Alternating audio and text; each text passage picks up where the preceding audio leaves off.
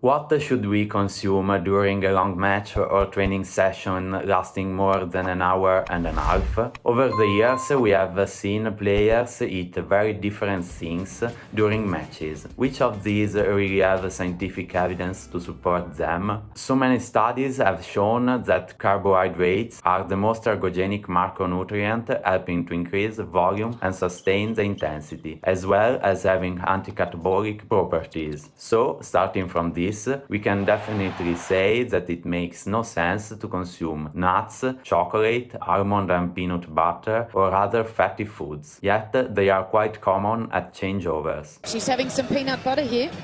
That's so American of her, isn't that, Fred? That's hilarious. Fats are high in energy, but they are slow to process and stress our digestive system, when it should be our muscles that are stressed. Also, solid carbs-dominated foods, but with fats above 15%, such as granola, many cereal bars, and biscuits, make no sense. Negative-rated foods during a match also include protein bars. Again, one cannot see the point in taking the solid food, lacking in carbs, that will take up to 2 hours to be transformed into available energy for the muscles. The same applies to foods with a high fiber content like low-calories fruits. Why overload our digestive system if the reason is to lower the glycemic index to have not spikes? This is a problem that does not exist in healthy individuals, especially when they do sport. Glycemic index is a measure of how quickly a food can make your blood sugar rise and raise the glucose in bloodstream to get into the muscles is exactly what we need to do while playing a long match. Obviously, anything with alcohol is bad. Drink beer worsens muscle contraction, reaction time, and coordination. Even afterwards, it hurts, Jessica. Drinking coffee like Serena Williams did at the Open Cup a few years ago was a nice touch, but considering that plasma levels of caffeine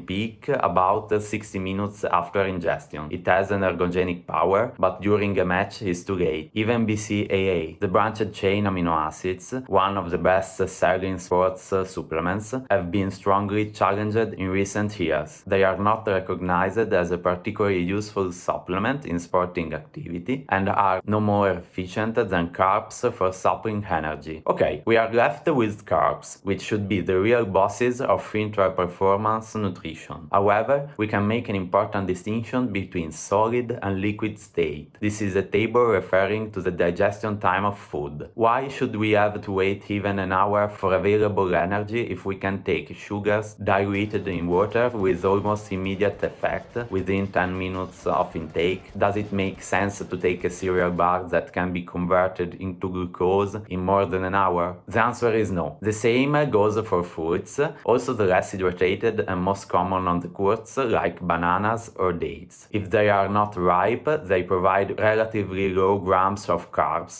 they carry avoidable fibers, and have no less than 30-40 minutes absorption time. It is true that they are a good mixture of glucose and fructose, but if you eat a banana at the beginning of the third set, you risk having finished that set without having benefited and wasting resources to digest it. Then we must dismantle the myth of the banana as a fruit containing a large dose of potassium and therefore optimal where a lot of fluids are lost. The banana has a potassium content of about 300 milligrams in 100 grams. Legumes, nuts, potatoes, almost all vegetables, and kiwi and plums rank amply above the banana in magnesium content. Also in sweat loss, 99.8% is water. The rest is largely sodium and chlorine contained in table salt, and potassium is less than a quarter of that. Now you understand that taking bananas to replenish minerals and prevent cramps is quite laughable. Yet it is an urban myth that continues to be practiced by so many. I have already put too much on the table. See you next week to find out which one of the demonized food is very valid, convenient, and affordable to take during a match. See you next time.